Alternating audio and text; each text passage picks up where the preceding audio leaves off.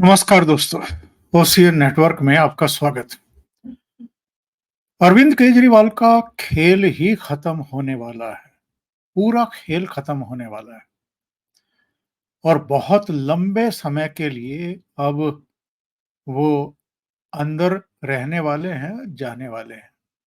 उनका political career पूरी तरीके से डिस्ट्रॉय होने वाला है, तबाह होने वाला है और इसके लिए कोई और जिम्मेदार नहीं है।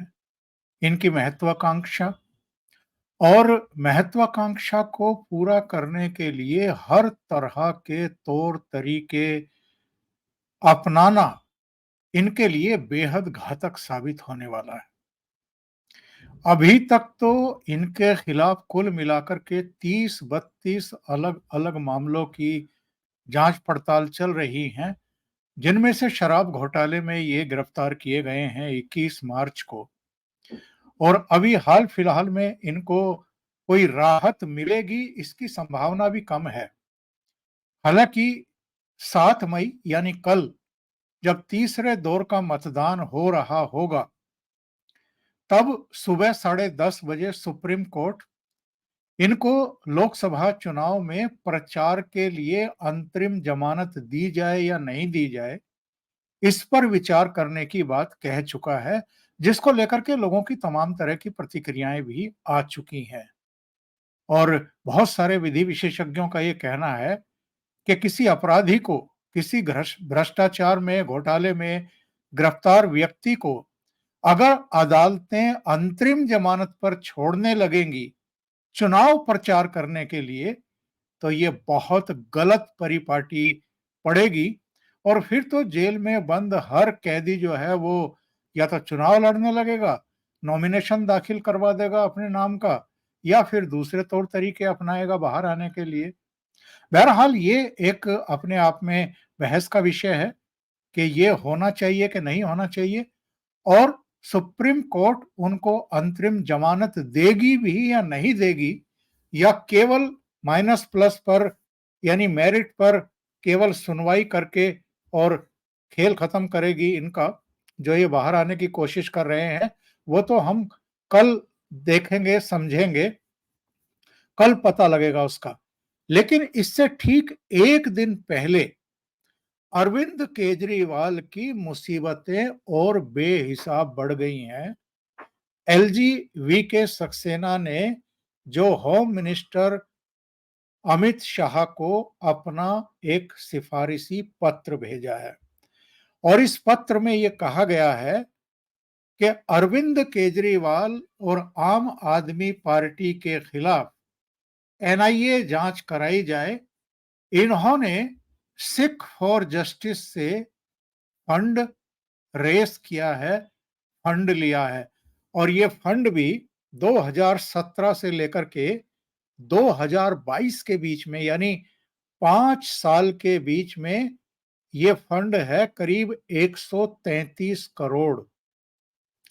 और ये जो पत्र भेजा गया है एनआईए जांच करने के लिए, इसमें जो एलिगेशन लगाए गए हैं उन एलिगेशन की पुष्टि जो एक पत्र एलजी को मिला है उससे भी, और जो खुद सिख फॉर जस्टिस के सर्वे सर्वा है पन्नू, जो अमेरिका और कनाडा में बैठ करके भारत को, भारत की सरकार को तरह तरह की धमकियां देता रहता है और कभी गणतंत्र दिवस के मौके पर, कभी सो कॉल्ड किसान आंदोलन के अवसर पर, कभी जी20 के मौके पर, कभी जो जी20 सम्मेलन से रिलेटेड अलग अलग राज्यों में सम्मेलन हो रहे थे, समिट के हिस्से हो रहे थे, उनको लेकर के वो धमकियां देता रहता है। कभी कनाडा में अलग अलग गुरुद्वारों में रायशुमारी की नाटक नौटंकी करता रहता है और जिसकी तथाकथित हत्या के षड्यंत्र में अमेरिका की जो सुरक्षा एजेंसियां हैं उन्होंने किसी उद्योगपति को पकड़ा है या किसी व्यक्ति को पकड़ा है और ये आरोप लगाए हैं कि साहब गुरवंत पन्नू के हत्या करने की कोशिशें की गई हैं, जिनमें हमारे विदेश मंत्रालय के भी कुछ अधिकारी इन्वॉल्व हैं या उनका कोई समर्थन था। इस तरह के बेहुदा आरोप जो है अमेरिका की एजेंसी ने लगाए हैं। लेकिन चूंकि भारत तो और भारत का जो विदेश मंत्रालय है वो आजकल इन पश्चिमी देशों, यूरोपियन कंट्रीज या अमेरिका के इस तरह की जो गिदड़ भभकियां होती हैं उनमें आता नहीं है।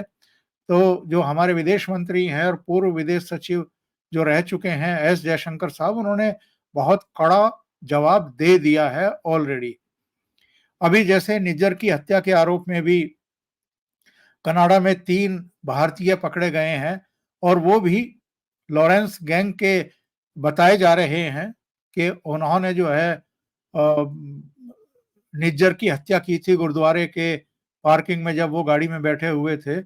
और वहां का जो प्राइम मिनिस्टर है ट्रूडो, उसने किस किस तरह की बकवासबाजी की थी कि साहब भारतीय एजेंटों यानी भारत के विदेश मंत्रालय के द्वारा नामित कुछ लोग या प्रेरित कुछ लोग या भाड़े के कुछ लोगों ने जो है निज्जर की हत्या की थी और उस पर भारत ने बहुत कड़े शब्दों में उनको जवाब दे भी दिया था। और अब एस जयशंकर साहब का भी बयान आ गया है और उन्होंने कहा है कि हमारे विरोध करने के बावजूद अगर आप ऐसे लोगों को अपने यहाँ का वीजा देंगे और अपने यहाँ रहने की इजाजत देंगे जिनका परिचय भारत में गुंडा तत्व के रूप में होता है या जो माफिया होते हैं, एक तरीके के अलग अलग गैंग में जो काम करते हैं, जिनके खिलाफ मुकदमे भी हैं, ऐसे लोगों को भी आप वीजा दे करके अगर कनाडा में बुलाएंगे तो फिर उनके परिणामों को भुगतने के लिए भी तैयार रहिए।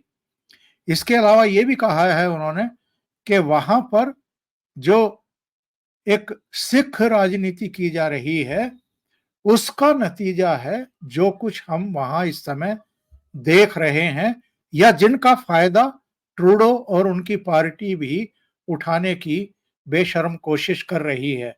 बहरहाल लौटते हैं अपने मूल विषय पर। अरविंद केजरीवाल 21 मार्च को गिरफ्तार हुए थे शराब घोटाले में और उसके बाद वो करीब 11 दिन तक ईडी की कस्टडी में रहे, उनसे पूछताछ हुई।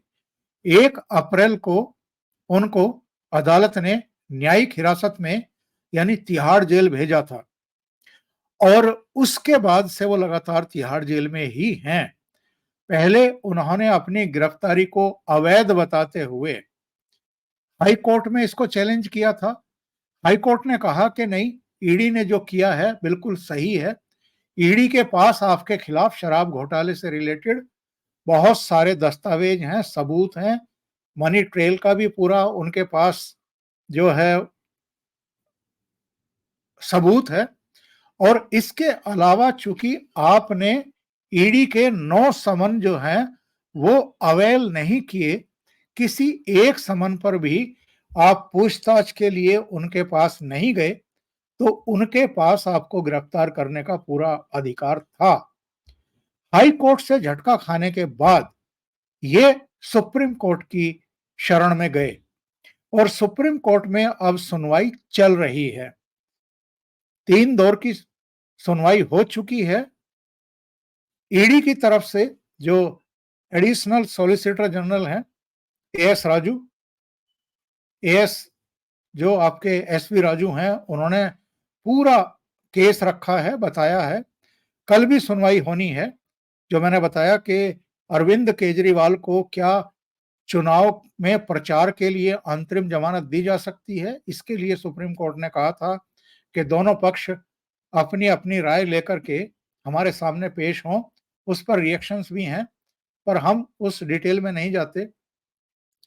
हम इस पर स्टे करते हैं जो आज का डेवलपमेंट है। आज जो वीके सक्सेना ने होम मिनिस्ट्री को चिट्ठी लिखी है उसकी डिटेल में आपको बता देता हूं कि क्या है। इन पर आरोप ये है कि सिख फॉर जस्टिस जो आतंकी संगठन है और जिसको पन्नू हेड करते हैं, उनसे इन्होंने 16 मिलियन अमेरिकी डॉलर लिया है चंदे के रूप में। और चूंकि सिख फॉर जस्टिस एक आतंकवादी संगठन है और किसी आतंकवादी संगठन से आप अगर 130-35 करोड़ रुपया चंदे के रूप में ले रहे हैं तो ये बेहद गंभीर और संगीन एलिगेशन होते हैं किसी पर भी। और अरविंद केजरीवाल तो एक पॉलिटिकल पार्टी चला रहे हैं। विश्व हिंदू महासंघ की तरफ से एक्चुअल में एलजी को एक चिट्ठी भेजी गई थी, एक शिकायत भेजी गई थी, और इसमें यह आरोप लगाया गया था कि अरविंद केजरीवाल के नेतृत्व वाली जो आम आदमी पार्टी है, उसको देवेंद्र सिंह भुल्लर की रिहाई और खालिस्तान समर्थक भावनाओं को बढ़ावा देने के लिए जो आतंकवादी खालिस्तानी समूह हैं, उनसे 16 मिलियन अमेरिकी डॉलर मिले थे। और पिछले दिनों पन्नू का भी एक वीडियो वायरल हुआ था जिसमें वो अरविंद केजरीवाल पर यह कहते हुए बरस रहे थे कि इन्होंने हमसे ये वादा किया था कि हम अगर पाकिस्तान पंजाब में सरकार में आ गए तो 5 घंटे के भीतर हम देवेंद्र सिंह भुल्लर की रिहाई का रास्ता साफ कर देंगे। ये भुल्लर कौन है? ये जो यूथ कांग्रेस के ऑफिस के बाहर 1990 के दशक में एक बम ब्लास्ट हुआ था, जिसमें एक बस भी उसकी चपेट में आई थी और मनजिंदर सिंह बिट्टा उसमें घायल हुए थे। उसमें जो मुख्य आरोपी था वो देवेंद्र सिंह भुल्लर था। वो गिरफ्तार है, जेल में है। और बहुत सारे जो चरमपंथी हैं, जो आतंकवादी हैं, जो सिखों की अलग तरीके की राजनीति करते हैं, यानी उनको भड़का करके, उकसा करके जो उनकी राजनीति करते हैं, उनके वोट कैश करते हैं, वो बहुत लंबे समय से मांग करते आ रहे हैं कि भुल्लर को गिरफ्तार किया जाए। तो जो एक चिट्ठी मिली थी, शिकायत मिली थी एलजी को विश्व हिंदू महासंघ की तरफ से, उस पत्र को आधार बनाते हुए अब वी के सक्सेना ने होम मिनिस्टर को सिफारिश कर दी है कि इनके खिलाफ जो है आप एनआईए की जांच कराइए। एनआईए वो एजेंसी है जो देश के भीतर भी, देश के बाहर भी आतंकवादी संगठनों, आतंकवादी वारदातों, आतंकवाद की गतिविधियों की जांच पड़ताल के लिए गठित की गई है। और अगर आतंकवादी गतिविधियों, आतंकवादी संगठनों से सहायता लेने की जांच अरविंद केजरीवाल के खिलाफ एनआईए कर रही है, इसका मतलब ये है कि इनके खिलाफ अब यूएपीए का भी मामला बन सकता है। देश विरोधी जो गतिविधियां हैं, उनको संचालित करने का आरोप भी इन पर लग सकता है। एलजी ने जो सिफारिश की है, जनवरी 2014 केजरीवाल के द्वारा जो इकबाल सिंह को चिट्ठी लिखी गई थी, उसका हवाला भी उन्होंने होम मिनिस्टर को दिया है। और इसमें ये उल्लेख किया गया है कि आम आदमी पार्टी सरकार ने पहले ही राष्ट्रपति को भुल्लर की रिहाई की सिफारिश कर दी है और भुल्लर की रिहाई के लिए लिखित आश्वासन की मांग को लेकर के इकबाल सिंह जंतर मंतर पर धरने पर बैठे हुए थे, अनशन पर बैठे हुए थे। और अरविंद केजरीवाल का 2014 में पत्र मिलने के बाद उन्होंने अपना अनशन खत्म कर दिया था। और शिकायत में सिख फॉर जस्टिस के जो प्रमुख हैं, प्रतिबंधित खालिस्तानी आतंकवादी गुरपतवंत सिंह पन्नू, इनका जो एक वीडियो जारी किया गया था इनके द्वारा, उसका भी हवाला दिया है वी के सक्सेना ने होम मिनिस्टर को।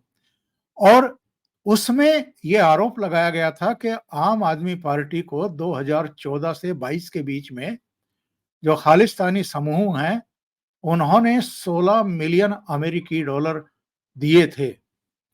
और 2014 की इनकी जो यात्रा थी अमेरिका की, अरविंद केजरीवाल की, उसके दौरान जो है गुरुद्वारा रिचमंड हिल्स, न्यूयॉर्क में खालिस्तानी नेताओं के साथ बंद कमरे में इन्होंने बैठक की थी, जिसमें केजरीवाल ने खालिस्तानी गुटों से आम आदमी पार्टी को पर्याप्त वित्तीय सहायता के बदले भुल्लर की रिहाई की सुविधा देने का वादा किया था।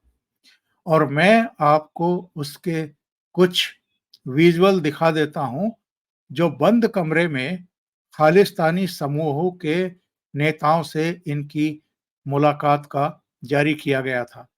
ये वो फोटो है जिसमें अरविंद केजरीवाल अपनी अमेरिका यात्रा के दौरान खालिस्तानियों से बातचीत करते हुए दिखाई दे रहे हैं।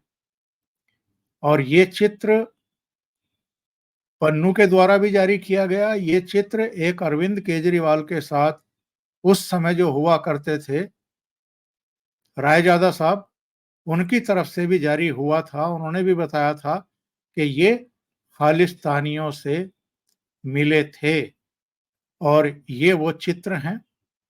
इनसे इस बात की पुष्टि होती है कि अरविंद केजरीवाल ने खालिस्तानियों को भी नहीं बख्शा था, उनसे भी एक्शन लिए गए थे। और दिल्ली का जो एलजी कार्यालय है, उसको विश्व हिंदू महासंघ के जो राष्ट्रीय महासचिव हैं आशु मोंगिया ने एक्चुअल में एक पत्र भेजा था और इसी में ये मांग की गई थी कि साहब ये जो आरोप सामने आ रहे हैं इनकी गहन जांच कराए जाने की जरूरत है।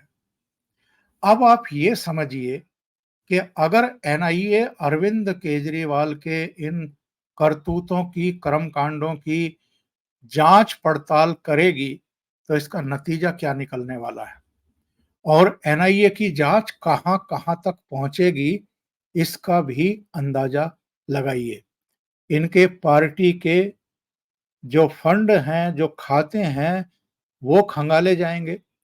ये पता लगाया जाएगा कि जो आतंकवादी संगठन हैं, उनसे कब-कब इनको ये 130 या 133 करोड़ रुपया मिला है। जैसा कि दावा किया गया है पन्नू के द्वारा भी वीडियो में कि 2014 से पहले ये खबर आ रही थी कि 2017 से 2022 के बीच में, लेकिन चूंकि 2014 की इनकी यात्रा थी न्यूयॉर्क की, अमेरिका की, तो उसके बाद ही इनको फंड मिलना शुरू हुआ होगा। तो ये तो बिल्कुल प्रमाणित हो जाएगा कि इन्होंने आतंकवादी संगठनों से, आतंकवादी जो खालिस्तानी समूह हैं उनसे चंदा लिया है। और अगर ये साबित हो जाता है तो इनकी पार्टी की जो मान्यता है वो भी खतरे में आएगी, इनकी खुद की बेहद मुश्किलें बढ़ेंगी और ये बहुत लंबे समय के लिए अंदर जाएंगे। और जैसा मैंने पहले कहा है कि यूएपीए के तहत भी इनके खिलाफ कड़ी कार्रवाई होगी। तो ये सिफारिश ठीक ऐसे समय की गई है। तीसरे चरण का मतदान कल होना है। सुप्रीम कोर्ट में इनको अंतरिम जमानत दी जाए चुनाव प्रचार के लिए कि नहीं दी जाए, ये भी कल सुनवाई होनी है 7 मई को। और उससे पहले एलजी ने होम मिनिस्ट्री को एनआईए जांच के लिए सिफारिश भेज दी है। और इसमें कोई संदेह नहीं है कि होम मिनिस्ट्री इतने गंभीर मामले की एनआईए से जांच ना कराए। 100% इसकी जांच होगी। इसके बाद आप समझ सकते हैं कि अरविंद केजरीवाल की मुश्किलें कितनी बढ़ने वाली हैं। हालांकि मैं सौरभ भारद्वाज का भी बयान देख रहा था जिसमें वो कह रहे थे कि ये अगेन अरविंद केजरीवाल के खिलाफ एक साजिश रची जा रही है। तो साजिश कौन रच रहा है? क्या आतंकवादी पन्नू रच रहा है जिसने वीडियो जारी किया था, या जो दूसरे स्रोतों से भी ये खबरें आ रही हैं, क्या वो षड्यंत्र रच रहे हैं? या वीके सक्सेना ने अगर जांच के आदेश एनआईए के लिए किए हैं तो वो षड्यंत्र रच रहे हैं? अभी तो एनआईए जांच करेगी। अगर आपकी पार्टी, आपके नेता दूध के धुले हुए होंगे तो कौन उनके खिलाफ कार्रवाई करेगा? लेकिन अगर आपने आतंकवादी संगठनों से, समूहों से पैसा लिया है तो फिर परिणाम भुगतने के लिए तैयार रहें। अभी के लिए इतना ही। बहुत बहुत धन्यवाद। अगर आपको ये चैनल और इसके कंटेंट पसंद आ रहे हैं तो लाइक करें, कमेंट करें, वीडियो को शेयर भी करें। अभी तक अगर आपने ये चैनल सब्सक्राइब नहीं किया है तो सब्सक्राइब कर लें और साथ में लगे बेल आइकॉन को दबा दें ताकि आगे आने वाले वीडियो और उनके नोटिफिकेशन आप तक पहुंचते रहें। बहुत-बहुत धन्यवाद। नमस्कार।